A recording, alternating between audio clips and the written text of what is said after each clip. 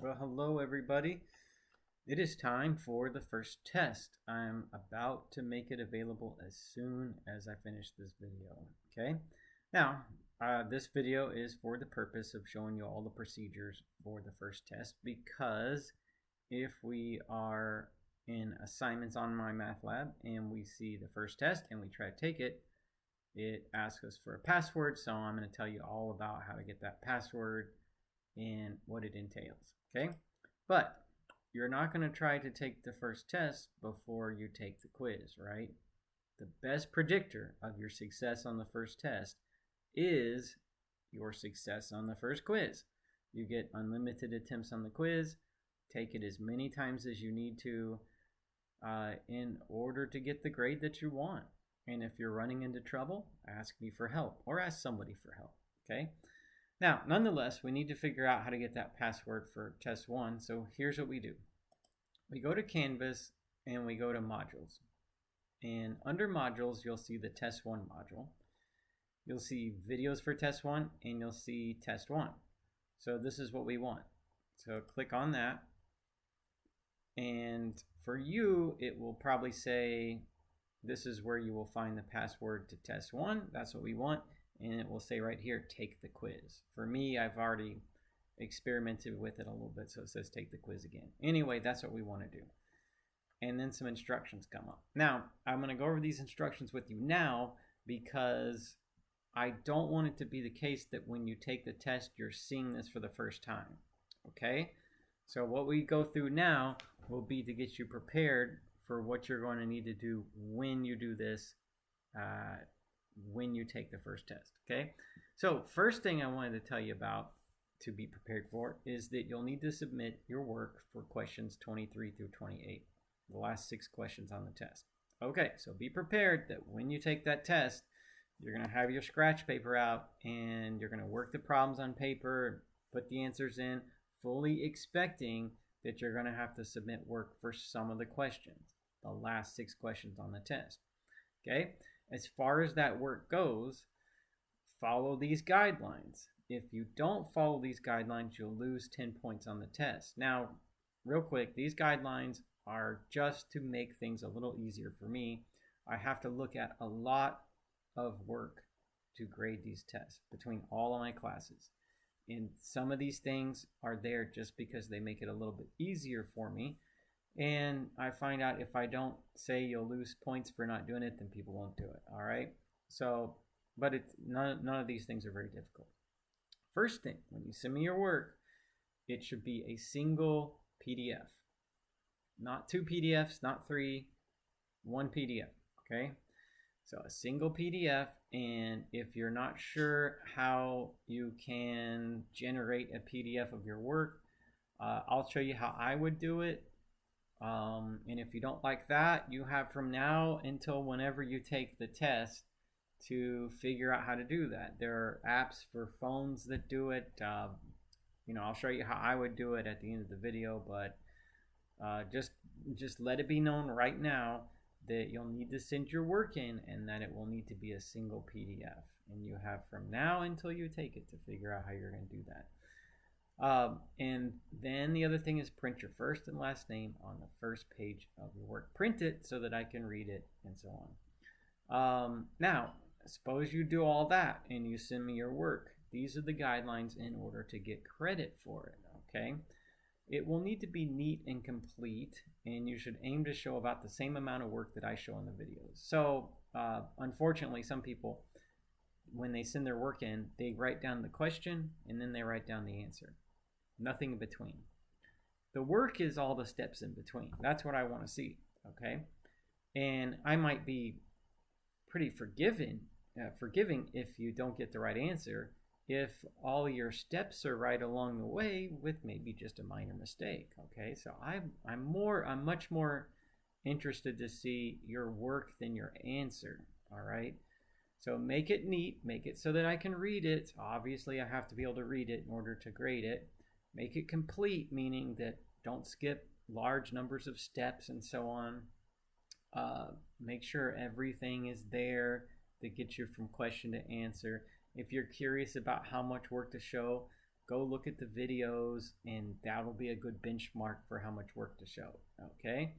All right. Second thing is submit your work to me within 30 minutes of finishing the test. So don't submit it the next day, in other words, and don't submit it 5 hours later. I think 30 minutes is a reasonable amount of time to get your work together and get it submitted. Okay? Now, if you don't submit any work, then you won't get credit for questions 23 through 28. Okay? Your credit for those questions is entirely based on the work you send me and not whether your answer on MyMathLab is correct. Okay? So you lose points if you don't submit any work. You lose points if you skip large numbers of steps, so on. And the flip side of that is if you just make a simple mistake, you can get some partial credit, all right, if your work is neat and complete. Anyway, so those are the guidelines for sending work in. Now, suppose that you take the test and you've got it all worked out and so on, and you get your PDF together. Use this question to submit your work. So when you're in this and you're reading the instructions for the test, there's a upload feature, and you can go choose file, and then we could choose like whatever the PDF was for our work. Okay, and we do that, and there it is. So that's how you'll submit your work to me, is you'll show your work, do your work however you need to as you're taking the test, get that PDF together, and then use this upload to send it to me, and that's how I'll get it. Okay. All right. Now, like, of course, don't cheat on the test. You'll take the test by yourself. You can't get help from anybody because that's not how this is supposed to work. Don't use other websites or online calculators that do all the work for you. Sometimes people send me work and I think no human being could have possibly done this. This looks like something a computer did. The steps are just not intuitive at all. So don't do that, and don't raise suspicions and so on. If you're concerned about anything, you can ask me. I'm happy to address any concerns about it. Okay. Now, another thing that might happen is that sometimes MyMathLab, perhaps because of a typo on your part or who knows what, may incorrectly mark one of your answers as wrong. If you think that that's an issue on the test, let me know as soon as you finish the test. So, in other words, not in 2 weeks, all right? We need to address this right away, right after you finish, okay? All right, now that's everything I need you to know before you start the test, okay? And at that point, you'll find that the password is right here. Now, I'm not including the password in the video, obviously, because I want to make sure that you have to go through all this to get it. But at that point, you'll get the password. Then you'll go over here. You'll get the test open. You'll put in the password. You'll take the test. You'll submit it. All right? And then you'll put your work together as a PDF, and you'll upload it like this, right? Okay, so that's how you do it. Now, if you're comfortable making a PDF of your work, then we're good, and you can go take the test at this point or whenever you need to. If you're not sure how to make a PDF, then I'll take the rest of this video to tell you how I would do it, all right? Now, this is just how I would do it, and like I said, you have from now until the time you take it to figure out how you would do it. But how I would do it is like this. I would write my work out, of course, and then I would take photographs with my phone of the work. Okay. Now, what I would do after that is open a Word document, and let's say that here are my photos of my work. It turns out I can just drag them over here, okay?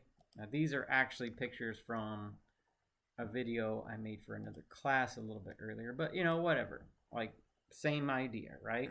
So let's say that I open the Word document, I get access to the photos either on my computer or on my phone, and I can just drag them over into the Word document, okay? All right.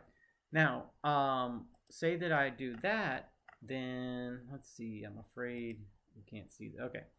So once I've got my document ready, this is a Word document. I can do File, and I can go Save As, and then I'll do Browse. And then notice when you do Save As Type, I can do Save As PDF, okay? And then I can just save it wherever I want to, and then I could upload it in that question, all right? So within there are other ways to do this too. Like I said, not everybody's going to do it like me, and so on. But let it be known that in a Word document, you can save it as a PDF, and then that's what I'm asking for. Okay. But like I said, there are apps for phones that will make PDFs and so on. But I've told you how I would do it. And how about this? If this is something you're concerned about, let me know, and we can find some way to work it out or figure out how you can make PDFs. But other than that, if I don't hear from you, good luck on the test.